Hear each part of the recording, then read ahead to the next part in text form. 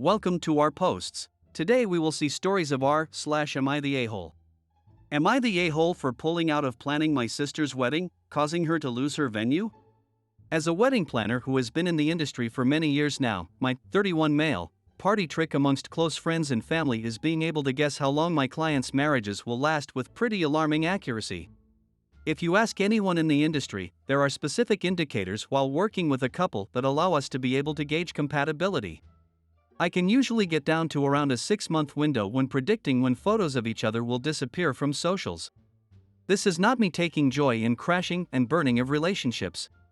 Working in this career field can actually leave you feeling jaded about relationships in general, which is why I'm reluctant to work for friends and family. The specific stress wedding planning puts on some people and couples can bring out the worst in them that you don't see in everyday life. My sister is getting married early next year and practically begged me to plan for her despite my stance on clients I know personally. I finally gave in and we began the process back in March. Last week, while we were meeting and finalizing a few things, she asked me about the party trick I mentioned. She said since I had been working with her and her fiancé for months now, I could give my prediction as to how long they were going to last. I laughed and tried to move on. I thought she was joking, but she continued to press the issue. After her continually bothering me about this for at least 15 minutes when I'm trying to move on, I do have work outside of my specific appointment with her that I needed to get to, I finally told her I thought they would last forever. She claimed she didn't believe me and wanted my real number, so I shrugged and told her the truth, 1.5 years. She was livid. I felt incredibly uncomfortable with the whole ordeal, especially with how little she respected my boundaries in what is supposed to be a professional setting, and just tried to usher her out of my office. Instead, she began ranting about my own marriage and said she gives us until the end of the year before we break up, and accused me of being a homewrecker. She finally left, and I emailed her saying I would no longer be involved in planning. I gave her the contact information for all of the vendors we were working with, but told her the venue would no longer be available as they only booked to people they have existing relationships with and my involvement was necessary. I have had to break up with clients before, but this felt particularly rough. She has now told our parents that I am purposefully sabotaging her wedding, and that I was unforgivably rude to her when she just asked a playful question. I feel very silly for letting a person disrespect my boundaries over and over again, something I typically wouldn't tolerate, but now I'm wondering if I'm in the wrong. Am I the a-hole? Next story. Am I the a-hole for telling my fiancé my daughter has to be in our wedding? I, 45 male, have a daughter, P, from a previous relationship. I divorced my ex-wife on good terms and we share 50/50 custody of P. She is now 11. After I divorced my ex-wife, I met my now fiancé, S. S and my daughter got along very well. After 5 years in my relationship with S, I proposed. S was super excited and wanted to start planning right away. She looked at venues and started asking her friends to be her bridesmaids. She then told me she wanted her niece to be a flower girl, which I had no problem with, but I said I also wanted P to be a flower girl. S looked at me funny and then said that she didn't think that P would fit the part. I got angry and told S that my daughter would be in our wedding. S started to become upset and said that the girls in the wedding were up to her and P wouldn't be one of them. I told S that if P wasn't in the wedding then there might not be a wedding. I stormed out and took P to get ice cream. P knows we are getting married and told me she thinks she will look pretty at whatever dress S decides she should wear. This broke my heart and I decided to text S. I told her I would be staying at a friend's to think this over.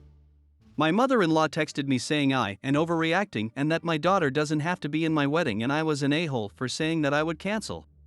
So did I take it too far saying I will cancel? Am I overreacting or just being a good dad? Next story. Am I the a-hole for laughing at my brother's tattoo? This is a pretty cut and dry scenario. My 32 male little brother, 25 male, has been in a string of relationships since he was young enough to know what dating was. On several occasions, the relationships ended because he was caught cheating with another girl. These are just the ones that I know about, there could be more. In fact, his current girlfriend, 19 female, was the other woman from his previous relationship. He, I'll call him Danny, still lives with my parents and I headed over on the 4th for barbecue. When he reached out for a hug, I noticed his arm was super red and he showed me his brand new tattoo that he had literally just gotten. In huge words it said loyalty in cursive. Where I might be the a-hole is that I kinda laughed as soon as I saw it and didn't try to hide it at all. It wasn't a dramatic laugh.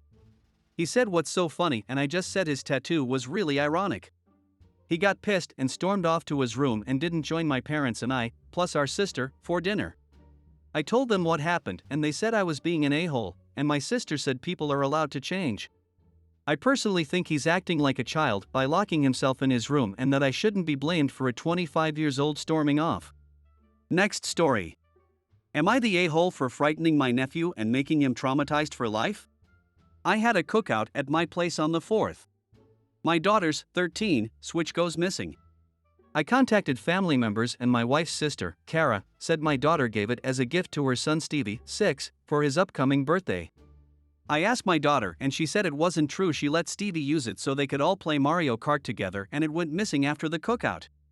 My daughter is upset and I call Kara back, who insists that the Switch is now Stevie's and my daughter is too old to play anyways or will outgrow it soon and it was a gift to Stevie. She calls my daughter an Indian giver. After this I contacted my uncle who is a police officer and he watches Kara's house and a few of his friends go over and threaten to arrest Steve and Kara over stolen property. Kara reluctantly gives it back after an incident with the officer that she could have been arrested for. The warned Stevie next time steals both him and his mom will go to jail. They let my sister-in-law go without incident.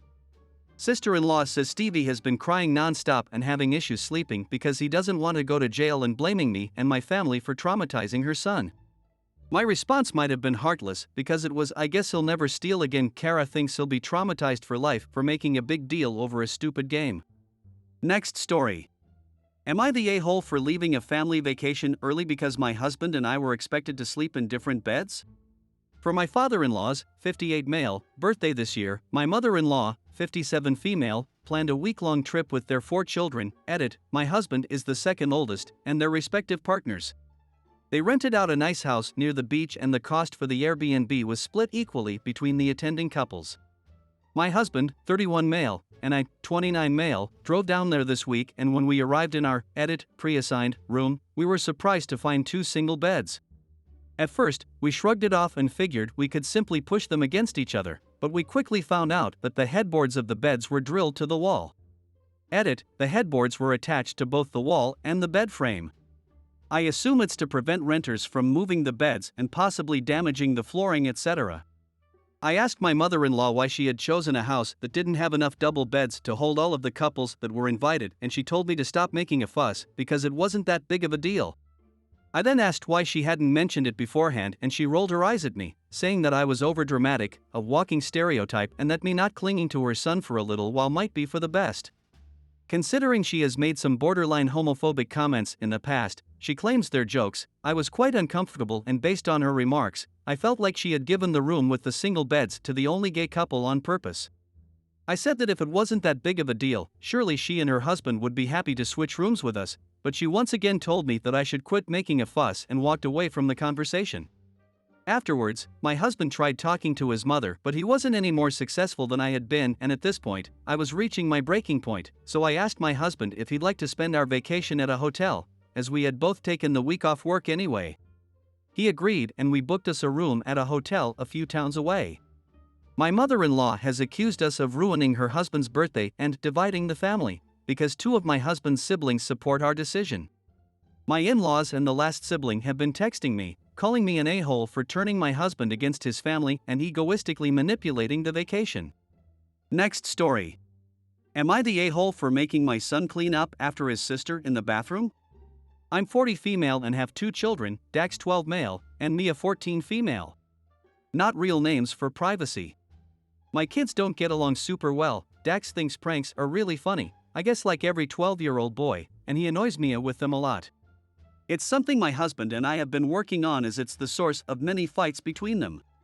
Dax gets a lot of prank ideas from YouTube and TikTok and will often recreate what he sees. Most of them are harmless, something like a fake spider in her food, etc. But this time I think he went too far. Dax thought it would be funny to put saran wrap over the toilet before my daughter went to the bathroom. He says he got the idea from online? I don't know if this is a thing, but it's a terrible prank. Basically, he put plastic wrap under the toilet seat so if someone sits on it, Well, pretty much it makes a mess instead of going in the bowl. Yeah, I know. So he does this right before Mia goes in the bathroom to pee. When she gets in there, she sits on the seat like normal, pees, and since there's plastic wrap over the hole, her pee collects on it and gets everywhere, all around the ground, on the toilet, and on her. She comes to me crying. She's embarrassed because she's a teenage girl and this is disgusting. I told Mia to shower and not worry about the mess. Here's where I might be the a-hole. I go to my son and yell at him for what he did. I tell him that's not an appropriate prank and he's old enough to know that's not okay. And then I made him clean it up. He started crying, saying it's unfair I make him clean his sister's pee.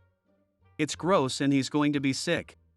He says it's from her body so she should clean it. But it was all his fault and literally his mess to deal with. I don't know why I should humiliate my daughter further or why I should have to clean it. And biggest thing, he needs to learn. I told him the mess was his fault and he should think about the repercussions of his actions next time, because this is what his prank caused. And then I stood in the doorway and watched as I made him clean all of the urine off the floor and toilet. I think it was an appropriate punishment considering it's really just the natural consequence of what he did, and it doubles as a general lesson in how to clean a toilet, which he has to learn at some point anyway. Well, my husband disagrees. This all happened while he was at work, and after he got home Dax complained to him. He told me I was overly harsh on our son and put him in danger by exposing him to germs. But I gave him the same gloves I use when I have to wash the toilet and it's not like he was unsupervised. But my husband is mad at me and told me I went too far and that's bad parenting. Of course my son is mad at me too. But my daughter is on my side. Am I the a-hole? Am I a bad mom? Next story. Am I the a-hole for telling my son that if he won't do crap for us we won't do stuff for him and took back the money I gave him for a trip? My son, Gabe 19, is back for the summer after his first year at college. Now before college he was such a thoughtful kid, this issue started this summer.